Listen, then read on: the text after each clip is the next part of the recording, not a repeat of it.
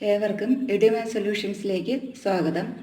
ഇന്ന് plus two മാത്സിലെ first ചാപ്റ്ററായ റിലേഷൻസ് ആൻഡ് ഫങ്ഷൻസിലെ ബൈനറി ഓപ്പറേഷനിലെ എക്സസൈസ് 1.4 അതിനകത്തെ കുറച്ച് പ്രോബ്ലംസ് നമ്മൾ കഴിഞ്ഞ ക്ലാസ്സിൽ ചെയ്തു.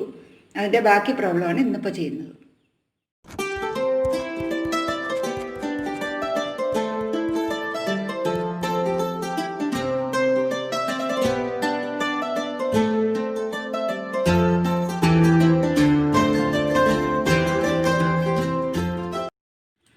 നമ്മളിപ്പോൾ ചെയ്തുകൊണ്ടിരിക്കുന്ന ക്വസ്റ്റ്യൻസ് കമ്മ്യൂട്ടേറ്റീവ് ആണോ അസോസിയേറ്റീവ് ആണോ എന്നുള്ളതാണ് ചെയ്തുകൊണ്ടിരിക്കുന്നത്. അപ്പോൾ അതിനകത്തൊരു ക്വസ്റ്റ്യൻ നോക്കാം. On Q define A star B equal A B by 2. ഇപ്പോൾ ഇവിടെ സ്റ്റാർ ഡിഫൈൻ ചെയ്തേക്കുന്നത് എ ബി ബൈ 2 എന്നാണ്. അപ്പോൾ ഇത് കമ്മ്യൂട്ടേറ്റീവ് ആണോ നോക്കാൻ വേണ്ടിയിട്ട് കമ്മ്യൂട്ടേറ്റീവ് പ്രോപ്പർട്ടി എന്താണ് പറയുന്നത്? A star B equal B star A. അപ്പോൾ നമുക്ക് ആദ്യം എ സ്റ്റാർ ബി ഇവിടെ തന്നിട്ടുണ്ട്. എന്താണ്? A B by 2. ഇനി തിരിച്ച് നമുക്ക് ബി സ്റ്റാർ എ എന്നെടുത്ത് നോക്കാം. അപ്പോൾ ബി സ്റ്റാർ എ എന്ന് പറയുമ്പോൾ എന്ത് ചെയ്യണം? ഇത് തിരിച്ചിട്ടാൽ മതി. ബി എ ബൈ 2 എന്ന് വരും. ബി എ ബൈ 2 എന്ന് പറയുന്നത് ഏതിന് ഈക്വലാണ്? എ ബി ബൈ 2ന് ഈക്വലാണ്. ഇനി എ ബി ബൈ 2 എന്ന് പറയുന്നത് ഏതാണ്? A star B. അപ്പോൾ എ ബി ബൈ 2ന് പകരം നമുക്ക് എന്ത് എഴുതാം? എ സ്റ്റാർ ബി എന്ന് എഴുതാം. അപ്പോൾ ഇവിടെ നമുക്ക് എന്താണ് കിട്ടിയത്? ബി സ്റ്റാർ എയും എ സ്റ്റാർ ബിയും ഈക്വൽ ആണെന്നാണ് കിട്ടിയത്. അങ്ങനെയാണെങ്കിൽ നമുക്ക് എന്ത് പറയാം? Therefore star is commutative. അപ്പോൾ സ്റ്റാർ കമ്മ്യൂട്ടേറ്റീവ് ആണെന്ന് പറയാം. ഇനി അടുത്തത് അസോസിയേറ്റീവ് ആണോ എന്ന് നോക്കാം.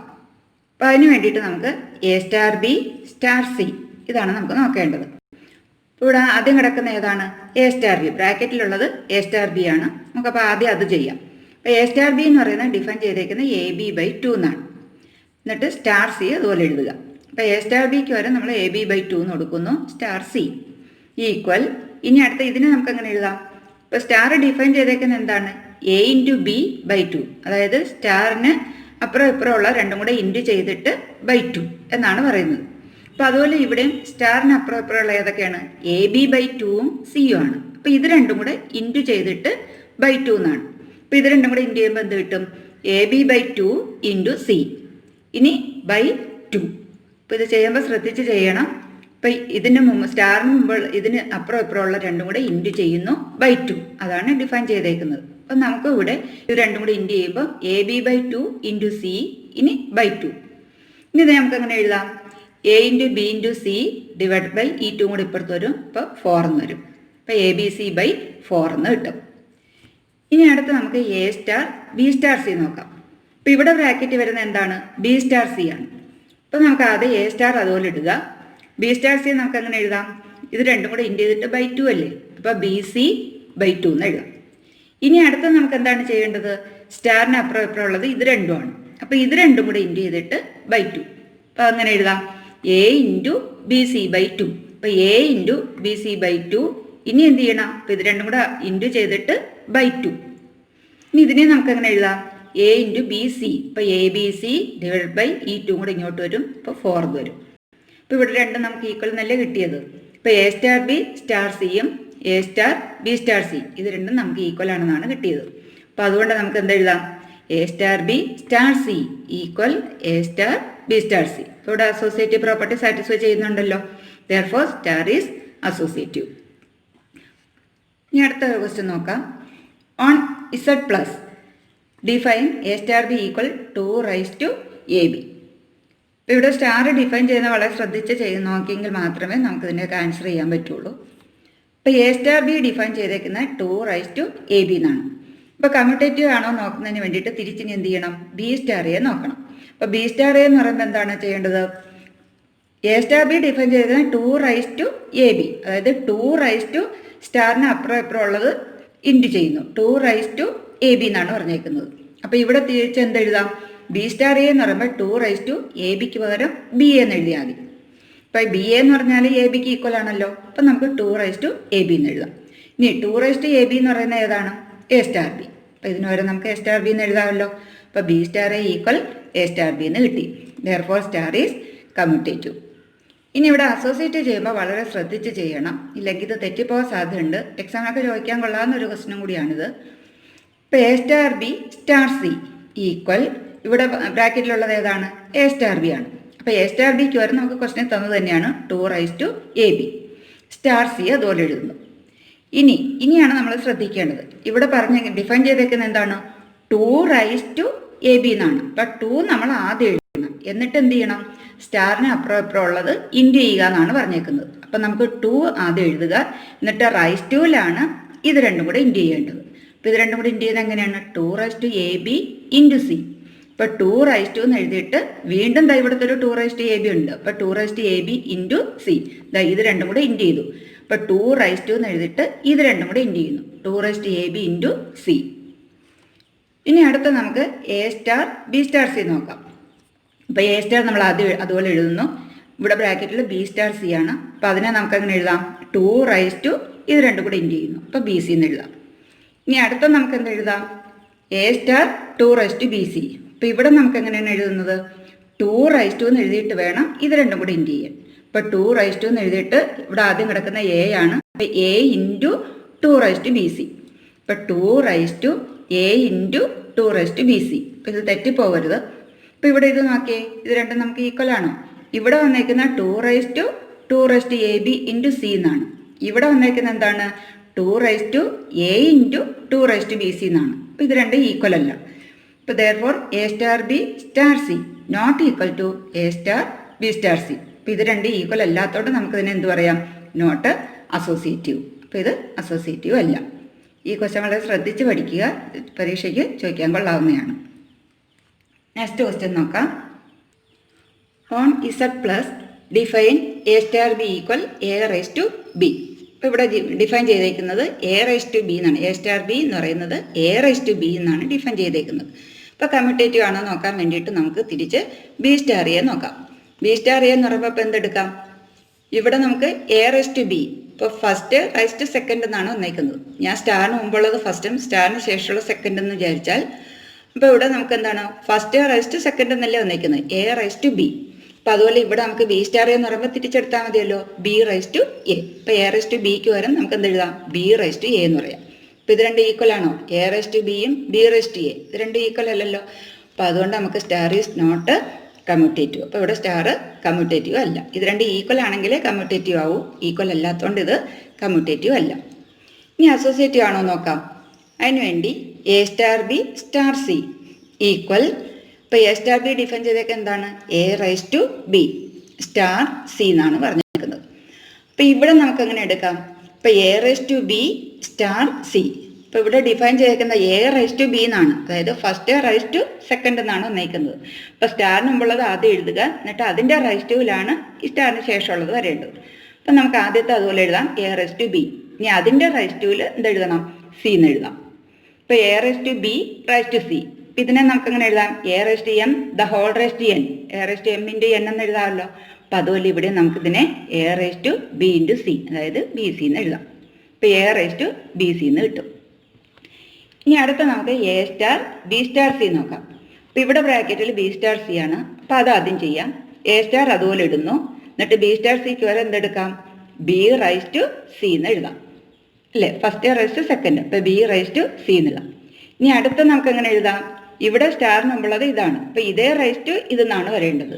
ഇപ്പോൾ ഇവിടെ നമുക്ക് അങ്ങനെ എഴുതാം, എ റൈസ് ടു ഇവിടെ വീണ്ടും കിടപ്പുണ്ട് ബി റൈസ് ടു സി എന്നാണ്. അപ്പോൾ A raise to B raise to C എന്നാണ് വന്നേക്കുന്നത്. അപ്പോൾ ഇത് രണ്ട് ഈക്വൽ. ഇവിടെ വന്നേക്കുന്ന A raise to B C എന്നാണ്. ഇവിടെ വന്നേക്കുന്ന A raise to B raise to C. അപ്പോൾ ഇതും നമുക്ക് തെറ്റാൻ സാധ്യതയുള്ളതാണ്. ഇതും ശ്രദ്ധിക്കുക. ഇത് A raise to M the whole raise to N രൂപത്തിൽ വന്നൊക്കെ നമുക്ക് അതിനെ A raise to M into N എന്ന് എഴുതാം. ഇതാണെങ്കിലോ റൈസ് ടു പിന്നെ ഇതിൻ്റെയും വരുന്നു. അപ്പോൾ A raise to B raise to C എന്നാണ് വന്നിരിക്കുന്നത്. അപ്പോൾ ഇതൊന്നുകൂടെ ക്ലിയർ ആകാൻ വേണ്ടിയിട്ട് ഞാൻ നമ്പേഴ്സും കൂടെ എടുത്തൊന്ന് കാണിക്കാം.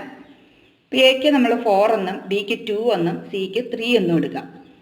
അങ്ങനെയാണെങ്കിൽ നമുക്ക് A star B star C equal. എക്ക് പകരം ഞാൻ 4 കൊടുക്കുന്നു, ബിക്ക് പകരം 2 കൊടുക്കുന്നു, സിക്ക് പകരം 3 കൊടുക്കുന്നു. അപ്പോൾ 4 സ്റ്റാർ 2 സ്റ്റാർ 3 എന്ന് കിട്ടുന്നു. അപ്പോൾ ഇതിനെ നമുക്ക് എ സ്റ്റാർ ബി ഡിഫൈൻ ചെയ്തേക്കുന്നത് എന്താണ്? എ റൈസ് ടു ബി എന്നാണ്. അതായത് ഇത് റൈസ് ടു ഇത്. അപ്പോൾ എങ്ങനെ എഴുതാം? 4 റൈസ് ടു 2 എന്ന് എഴുതാം അല്ലേ. 4 റൈസ് ടു 2 ഈ സ്റ്റാർ 3 എന്ന് എഴുതാം. ഇനി 4 റൈസ് ടു 2 എന്ന് പറയുന്നത് എത്രയാണ്? 16 ആണ്. അപ്പോൾ 16 സ്റ്റാർ 3. ഇവിടെയും നമുക്കിതിനെ എങ്ങനെ എഴുതാം? ഇതേ റൈസ് ടു ഇതെന്നല്ലേ വരേണ്ടത്. അപ്പോൾ 16 റൈസ് ടു 3 എന്ന് എഴുതാം. ഇനി 16 റൈസ് ടു 3 എന്ന് പറയുന്നത് എത്ര എണ്ണം? 4096 എന്ന് കിട്ടുന്നു. ഇനി തിരിച്ച് നമുക്ക് A star B star C നോക്കാം.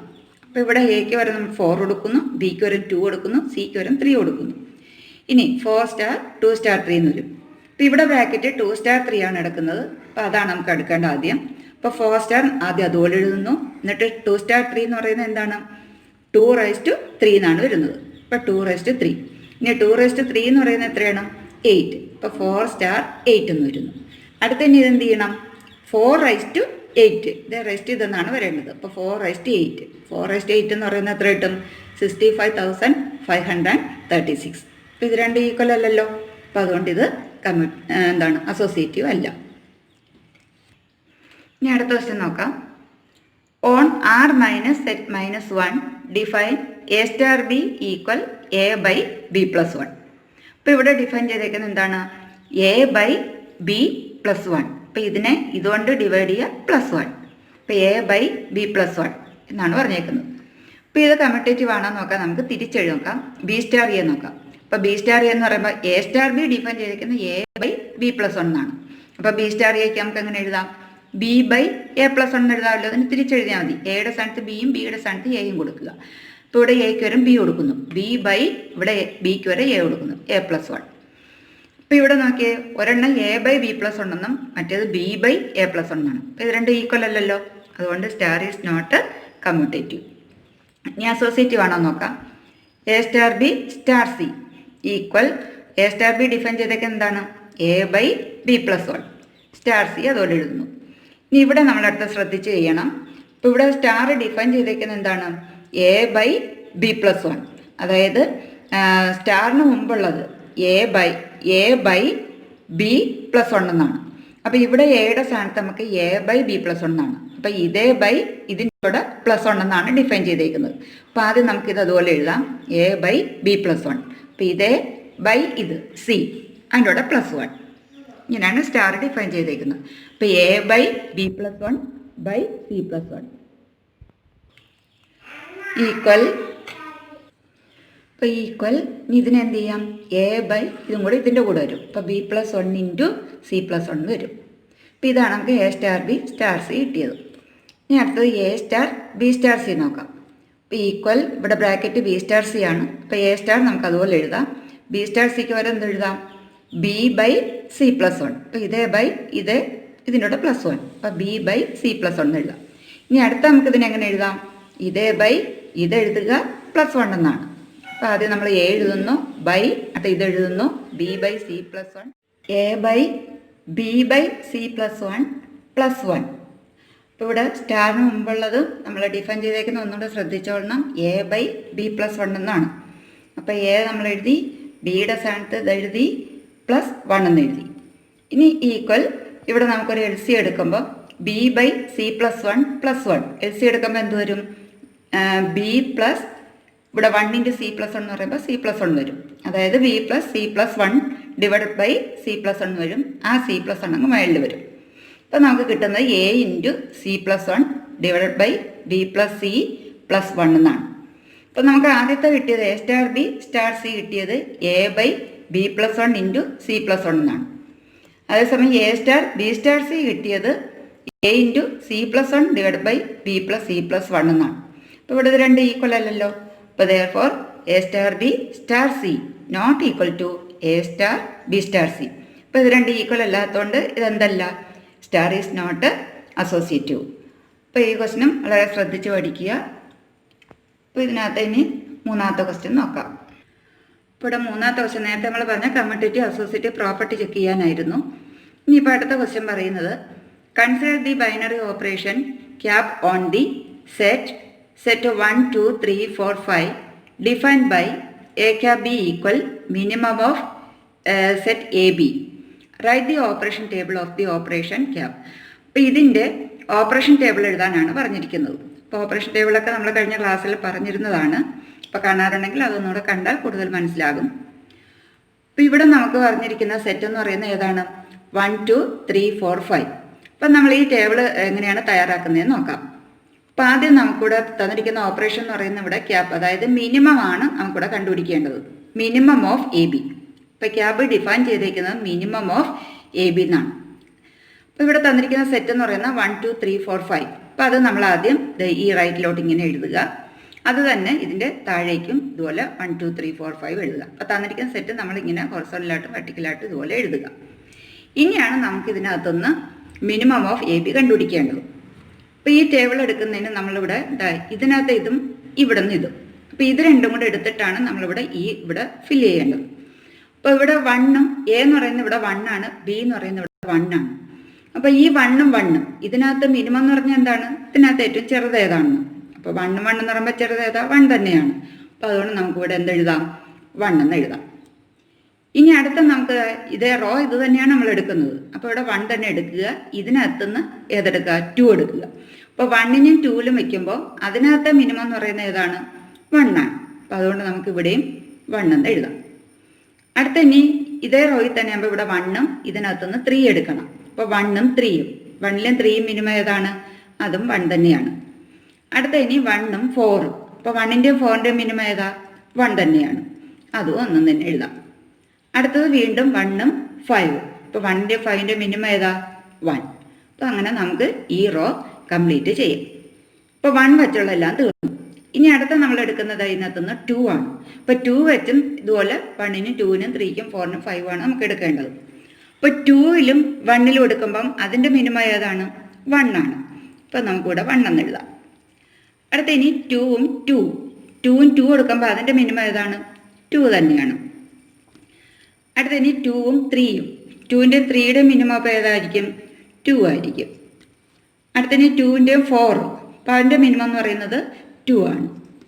അടുത്ത 2ൻ്റെയും 5ൻ്റെ മിനിമം ഏതാണ്? 2. അങ്ങനെ നമുക്ക് ഈ റോയും ഫില്ല് ചെയ്യാം. അടുത്ത ഇനി ഈ റോ എടുക്കുമ്പോൾ ഇവിടെ നിന്ന് 3 വെച്ചാണ് നമ്മൾ നോക്കേണ്ടത്. അപ്പോൾ 3 വെച്ച് ഇതിനകത്ത് ഓരോന്നും നോക്കണം. ആദ്യം 3യും ഈ 1ഉം കൂടെ നോക്കാം. അപ്പോൾ 3ക്കും 1നും മിനിമം വരുമ്പോൾ ഏതായിരിക്കും? 1 ആണ്. അടുത്ത 3ക്കും 2നും എടുക്കുമ്പോൾ മിനിമം ഏതാണ്? 2 വരും.